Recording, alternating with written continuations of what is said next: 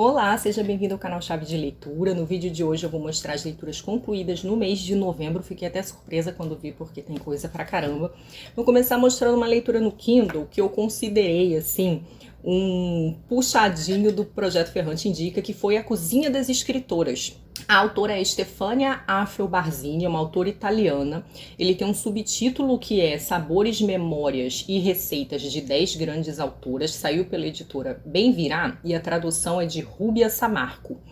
Esse livro, ele vai falar de algumas escritoras específicas que várias delas são autoras que a gente leu no Projeto Ferrante Indica, como a Virginia Woolf, a Gertrude Stein, Grazia Deledda, Elsa Morante, Karen Blixen, que a gente vai ler agora em dezembro. E eu gostei muito do livro porque ele tem um quê de perfil biográfico com esse foco na comida, né? Então, como essas autoras se relacionavam com a comida, e algumas se relacionavam de maneira bem complexa, tensa, algumas tiveram experiências muito específicas por terem passado pela guerra, né? Ou seja, por terem passado fome. E algumas gostavam de pratos muito específicos. O legal desse livro é que no final, o último capítulo dele são receitas famosas dessas autoras. Mas a autora também vai investigar como que a comida tá na obra das autoras. Então, como que elas usavam metáforas alimentares ou como que os personagens dessas autoras lidavam com comida nas suas obras. Então, assim, pra quem gosta desse tema, né, e eu tenho um interesse tanto em gastronomia quanto em culinária, é uma delícia o livro, né? Bem coisa de italiano que aproveita seus prazeres da vida, né? E é uma coisa interessante também para ver as opiniões fortes que a autora tem, porque ela vai ter, assim, uma implicância com uma autora específica, que é a Simone de Beauvoir. E, em especial, toda vez que alguém tem um repúdio grande com comida, a autora vai ficar muito chateada, porque como uma boa italiana, ela aprecia os prazeres da mesa, tá? Então eu gostei muito do livro, fica aí a recomendação. Em seguida eu li o Salitre, da Daniele Souza, vou deixar a capa aqui. É o segundo livro dela, mas é a estreia dela no romance. Esse livro saiu pelo selo Auroras, da editora Penalux, e a Daniele Souza é uma autora potiguar. Ela é historiadora também, né, professora, e eu já fiz a resenha desse livro aqui no canal, vou deixar linkado para quem quiser assistir. É um romance muito interessante, eu fiquei muito impressionada. A Dani escreve muito bem, ela é uma excelente contadora de histórias. E é a história de uma jornalista chamada Clara, que vai acabar voltando para a cidade de origem dela, que é Costa Branca, para investigar uma situação misteriosa, de uma doença misteriosa que está acometendo alunas de um internato católico. O livro ele tem assim um quê de temática da histeria coletiva, mas ele vai conectar essa história específica com outras histórias no tempo, histórias de mulheres reagindo, tanto no sentido de como o corpo reage ao trauma e ao silenciamento e à violência, mas também o modo como elas reagem no sentido da ação, né? No sentido de o que elas fazem com essas violências, com esse silenciamento. Eu achei o livro espetacular, a Dani escreve muito bem. Quem quiser saber mais, dá uma olhada na resenha. Em seguida, então, eu li o Eneida, né, pro Projeto Ferrante Indica. Esse aqui era um livro do Ferrante Indica de outubro, que eu acabei me dando um tempinho a mais para ler, porque senti necessidade. Já tá resenhado no canal também, né? A Helena Ferrante fala um bocado desse livro, porque o livro quarto, que trata da Dido, é um livro muito importante para ela. E para quem não conhece, acho difícil que não conheça, né? Esse é um poema épico de criação, a tentativa de criação de um mito, assim, heróico para a fundação de Roma e também de louvor do imperador Otávio Augusto, né? Então tentar também conectar o Otávio Augusto a fatos importantes aí da história de Roma. E é um poema profundamente inspirado pelos textos homéricos, né? Ou seja, pela Odisseia e pela Ilíada. É um poema formado por 12 cantos. Os 6 primeiros cantos são bastante odisseicos, ou seja, eles parecem bastante com a Odisseia, enquanto os 6 últimos parecem mais com a Ilíada. Eu preciso dizer que eu gostei muito mais dos 6 primeiros cantos, foi a parte que mais me interessou.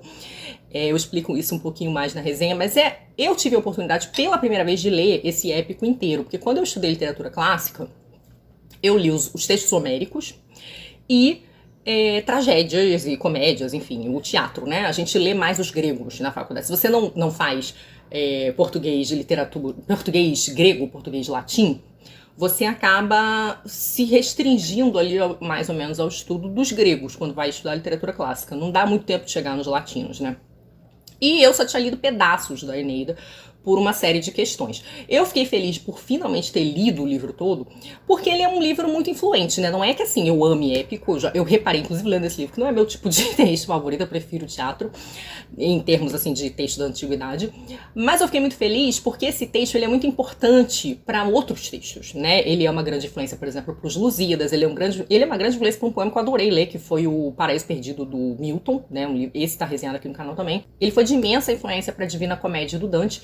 Então é aquele tipo de texto que quem é nerd da literatura e gosta de conhecer essas relações entre os textos, fica interessantíssimo. Sendo ele também importantíssimo para a nossa curadora Helena Ferrante, né? É mais um motivo para a gente entender, né? Algumas das personagens da Ferrante, como a Olga do Dias de Abandono, tem muito esse eco da mulher abandonada, acho que é uma reflexão que interessa muito a Ferrante, né? Não só a Dido, mas a Medea, e depois as mulheres do século XIX, né? Madame Bovary, que foi a leitura desse mês, e Ana Karenina, enfim. Esses livros que mostram como mulheres reagem ao abandono, né? Eu achei o livro muito imagético, assim, do ponto de vista visual. Ele é muito rico, né? Nesse sentido, assim, até no sentido literário, ele é mais trabalhado do que a Ilíada e a Odisseia.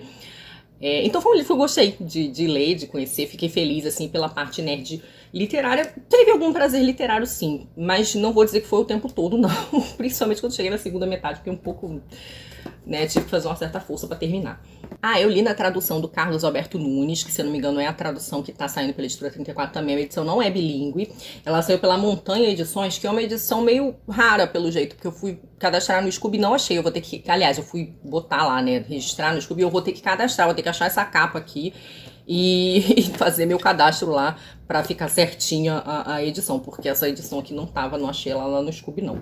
Em seguida eu li Feminino e Linguagem, da Isabela Pinho. Eu fui convidada pela Editora Munhos para fazer a mediação do lançamento desse livro aqui na Blux, no Rio de Janeiro. Esse é um livro teórico, é um livro que estabelece ali uma aproximação entre filosofia e psicanálise.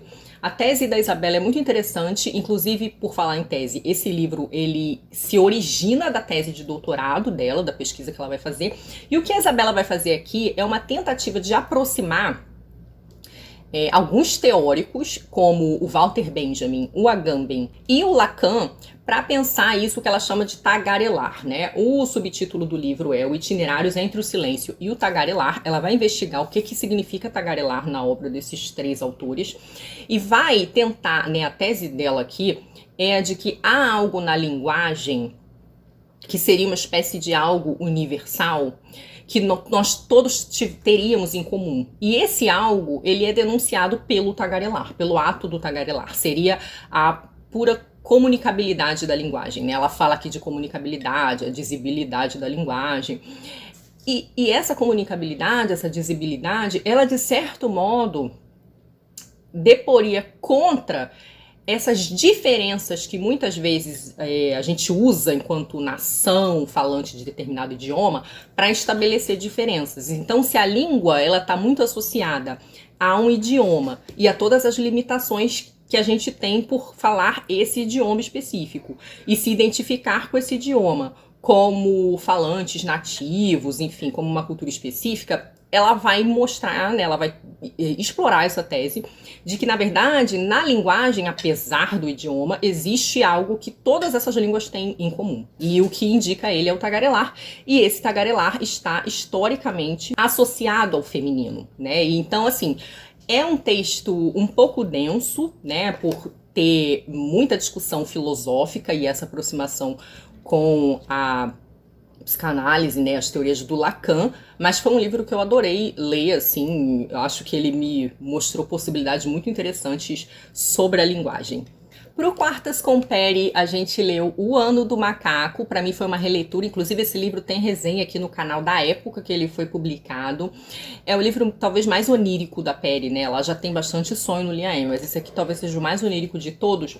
E o que eu adoro nesse livro é como a Peri mostra pra gente os usos que ela faz da imaginação, né, e do fantasiar, enfim, do inconsciente também, para combater situações de crise. Esse livro ele é muito marcado pela crise. O Ano do Macaco é o ano de 2016, que vão ser os anos da eleição do Donald Trump e do falecimento de 2 amigos próximos muito queridos, o Sam Shepard e o Sandy Pearlman, que são amigos de longa data, pessoas do campo das artes também, né?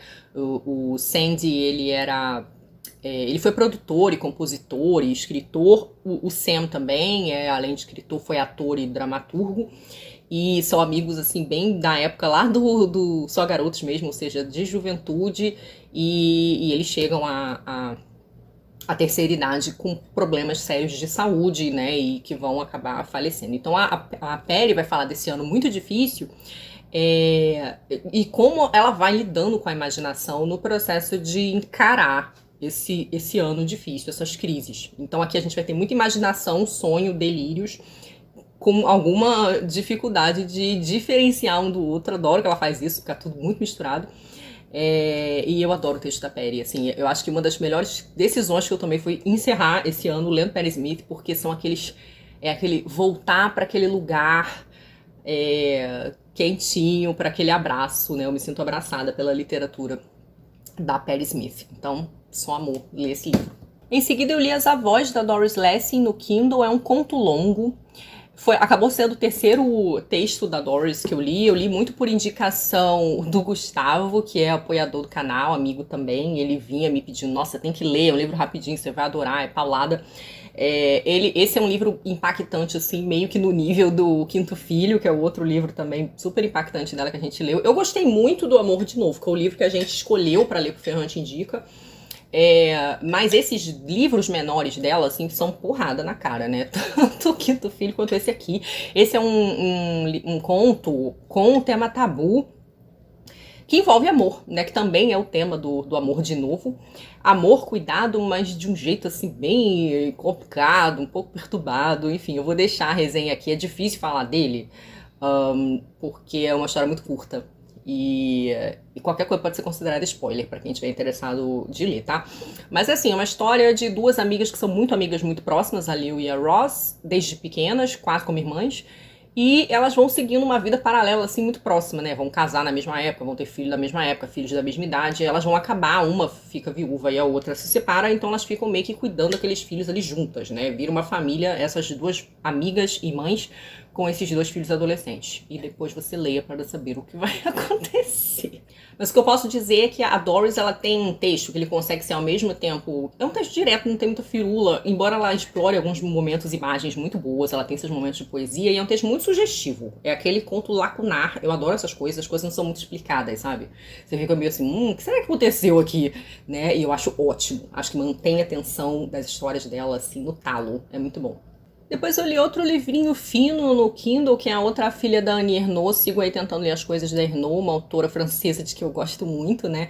E aqui, esse talvez tenha sido um dos meus favoritos dela. Eu gosto muito do Lugar e muito da Vergonha.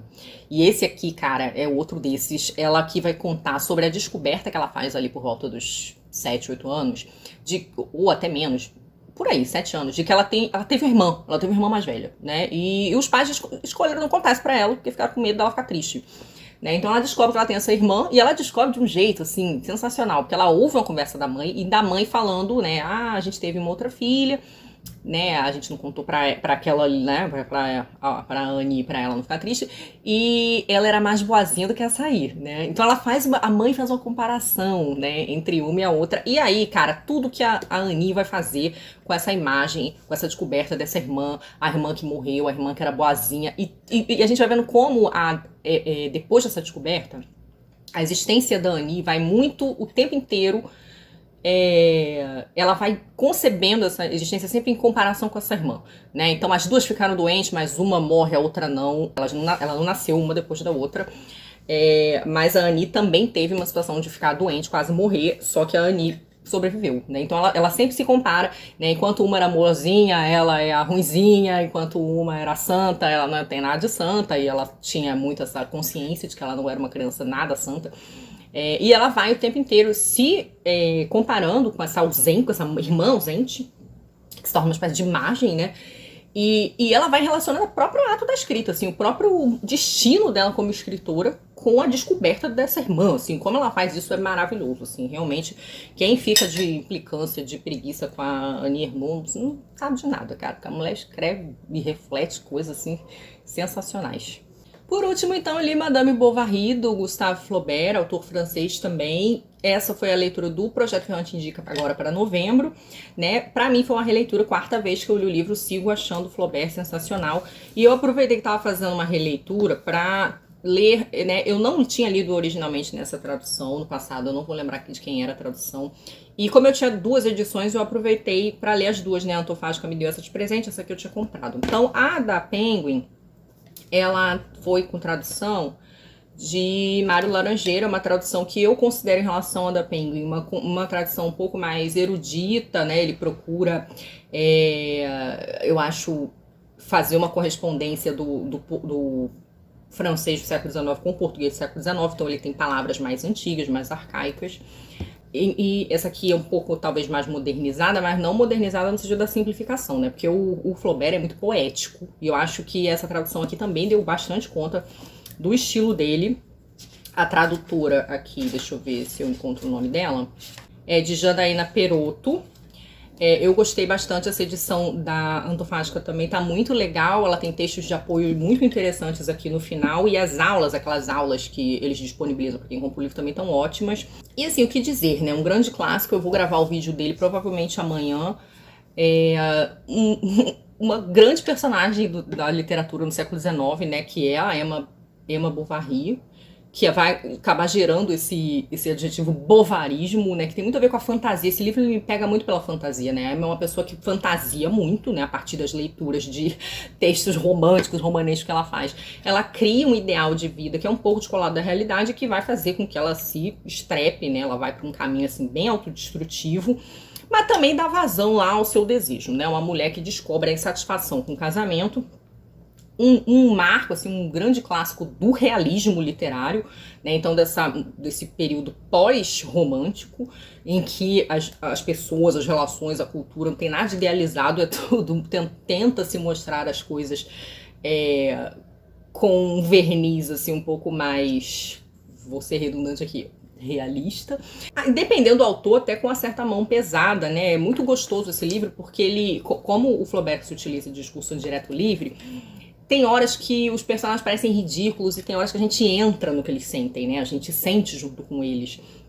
Então ele tem momentos de extremo lirismo, mas também momentos em que a gente acha as pessoas muito ridículas, muito patéticas. O Flaubert é um autor, assim, super cinematográfico, né? Eu acho que eu vou discutir isso um pouco melhor quando estiver fazendo a resenha. Mas é aquele texto gostoso de ler. O homem escrevia muito, ficou muito tempo escrevendo, né? Ficou em regime praticamente de cárcere privado, escrevendo sem folga, um escritor obsessivo que não queria se repetir, que queria as palavras ideais. E Flaubert também é muito alusivo, né? Aquele escritor que não fala nada direto, né? Ele vai criando imagens para que a gente imagine as situações. Enfim, um texto interessantíssimo. E assim, as discussões sobre a humanidade que ele traz são muito presentes ainda. Essa questão de como certos desejos são criados para gerar expectativas em nós, desejos em nós, esses desejos são de difícil satisfação, e ele acaba também conectando essa reflexão, né, sobre os desejos que a gente tem, as coisas que a gente quer realizar, e como às vezes a gente se estrepa por causa disso, né, porque dá passos maiores que a perna.